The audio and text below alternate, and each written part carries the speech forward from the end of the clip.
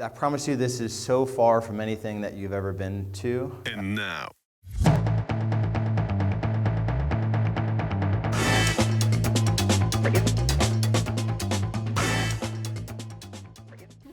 All right, so selecting and implementing lead generation channels. And we're going to go through this list on page 21. And I'm going to go through them just one by one and kind of talk to them. And I want you guys, as I'm going through them, to make comments on fit, on impact, effectiveness, credibility, and cost for each of these. And some may not work for me, and you may hear me talk about the reasons why they wouldn't work. Like in a market, I'm thinking of Greg for this example. Like there are there's one that you guys do that goes to a target farm or something that I would push you a little bit in something like that. When you open it and you see 20 agents advertise, if they all look the same and yours looks the same, then I think you can apply some of this stuff to make that better. But so I don't do print, but it doesn't mean that there aren't certain print publications that you couldn't do with an effective targeted message. So we'll go through that. So identify a range of appropriate channels that fit your target market, how they live their daily lives, and what types of channels might reach them.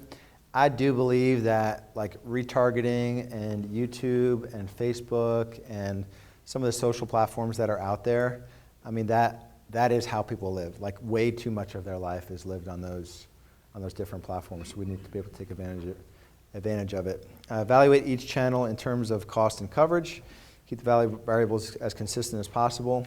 Evaluate each channel in terms of relevant, subjective criteria, and we'll go through that here in a second. I don't know why I gave you so many. I don't want everyone in the next 3 to 6 months picking 8 different channels to go after that they're not going after currently, because you will go broke doing that. So this is like one at a time.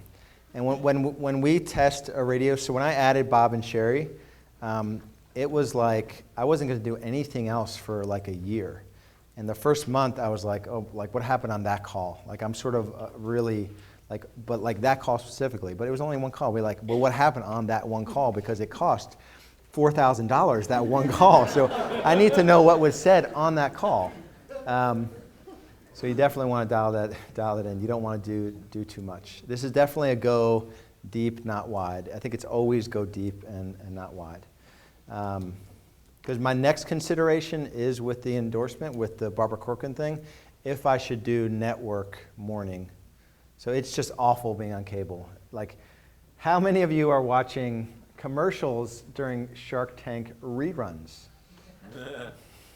Nobody.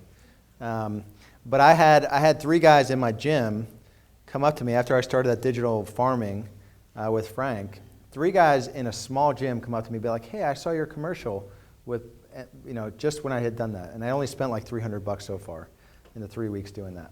So there's just some cool things that you could do when you really understand these things. And you don't always have to understand. So I was having a conversation with Ryan. Like, you don't have to be, he was like, but yeah, what if this isn't my core? I think there's a level of understanding in marketing that you just need to deal with. You need to really own the fact that there's nobody else that's going to come into your company and like become your marketing expert. Like this is stuff if you want to have a real impact in your market that you need to be able to master. Determine your budget. So you need to have 6 to 12 months of expecting not a whole lot of return on some of this stuff and really think hard about, a good example for me was farming this year. I just don't think I had the patience for it. And I told myself that, yeah, it's going to be great to not make a single dime in a year, but year 2 is going to be a little bit better, and then year 3, and then I'll be really loving this at year 7, 8 when it's like a 25 times return. Do you know how much it sucks to lose like $9,000 a month for 9 months in a row and be like, yeah, but this was the plan. Like, so really, really think about when you're going to break even and be committed to it and have $100,000 in that case. Question? Yeah, talking about farming, do you think you could get the same effect from farming on Facebook or online with it popping up as opposed to a postcard going every month? Because it would be a lot cheaper and you're still showing up you could still show up in front of the same people. Oh, 100%. Yeah, that's exactly what I'm talking to. But it comes from the same sort of messaging.